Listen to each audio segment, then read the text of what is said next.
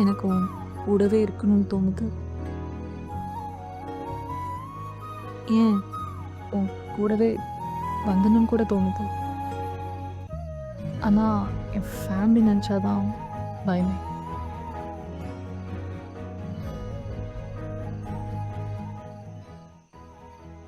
அம்மா, நீ எப்படி இங்க வந்த? நீ நினச்ச நான் வந்தேன். நான் ஒன்றும் நினைக்கலையே. ஓ, அப்போ நினைக்கல. ஆமா. அப்போ நான் போகிறேன். ஏய், வேணாம்.